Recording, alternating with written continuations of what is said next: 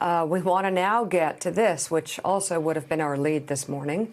President Trump's retweet of a video over the weekend showing a man in a golf cart with the Trump campaign gear, wearing it, shouting the words, "White Power." According to the tweet, the video was from a Florida retirement community known as the Villages and featured residents protesting against each other. The man who is heard shouting "White Power" was responding to protesters yelling "racist." The tweet was removed from his feed hours later. In a statement, the White House said Trump is, quote, "a big fan of the Villages," but did not hear the one statement made on the video. We'll note back in April when the president retweeted a tweet which included the hashtag Fire Fauci, Trump was asked if he noticed the hashtag in question. He's a wonderful guy. Tweet something that said Fire Fauci. Why did you? Fire Fauci. I retweeted somebody. I don't know. They said fire. Doesn't matter. Did you notice that when you retweeted? Yeah, I notice everything. All right, Reverend Al. He notices everything. First of all, in this video, it opens very quickly. It's very loud. The words are very clear. And the words "white power," yeah, white power, 8 seconds in. I guess I could believe that the president wouldn't have the attention span to get to the end of the video. But this is 8 seconds in, and it's clear as day. Your response? It was 8 seconds in. You couldn't miss it if you tried. But the overriding factor here is that the whole point of the exchange was one side calling the other racist and the other side saying white power. So if he did not get the depth of the exchange, then what did he retweet it for? You don't retweet things unless you're trying to project some reason to retweet it. So it is obvious on his face that he heard it and that he intended to send a signal to his so-called base or his assumed base.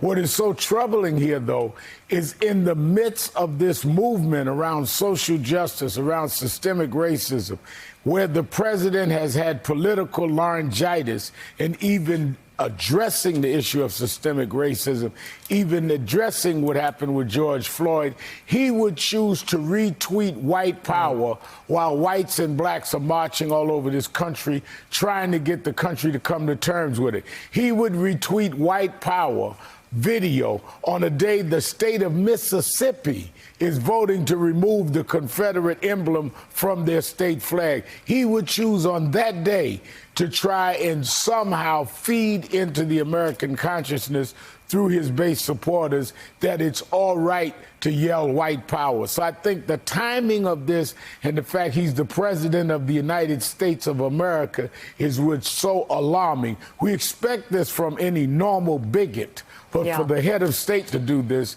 on a day and in a time like this is absolutely ridiculous. Well, and Rev, Joe, it just shows the White House response to this, the president's response to this. Is so obviously a bold-faced lie. It just shows at this point, when we have this incredible reporting from the New York Times, from Charlie Savage, about the Russian bounties, just how easily it is for this White House and this president to lie and to take no responsibility. Well, they're going to peel back the onion as it pertains to Vladimir Putin's bounties on the heads of American troops. That's going to come out. Something like this, though, Rev, again, 8 seconds in this long video. It's the first thing you see on this video, a guy shouting white power. That's what it's all about. In his Trump gear.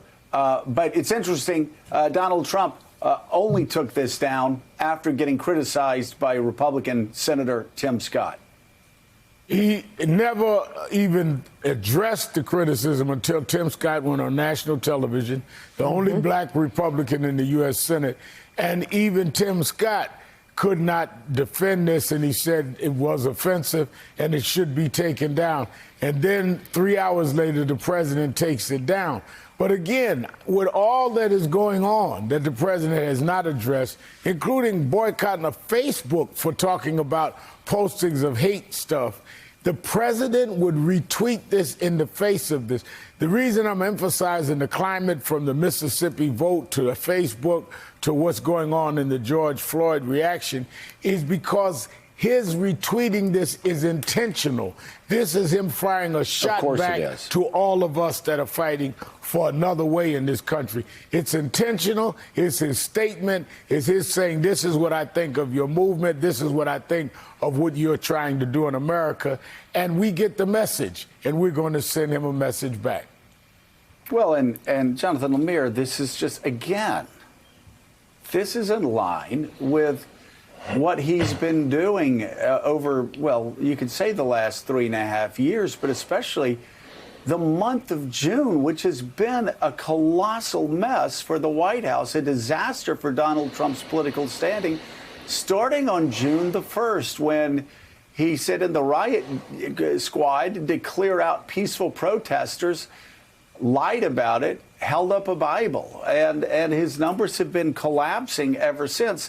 Now he tweets out, again, a white power video, which is sure, again, to lose some votes, not only among black voters, but again, going to those suburbs, going to those swaths of former Republican voters that his campaign desperately needs back for him to remain competitive.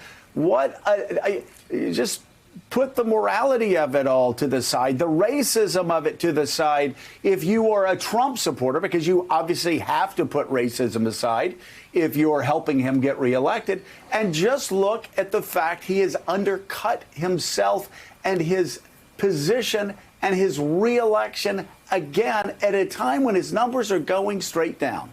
Thanks for checking out MSNBC on YouTube, and make sure you subscribe to stay up to date on the day's biggest stories. And you can click on any of the videos around us to watch more from Morning Joe and MSNBC. Thanks so much for watching.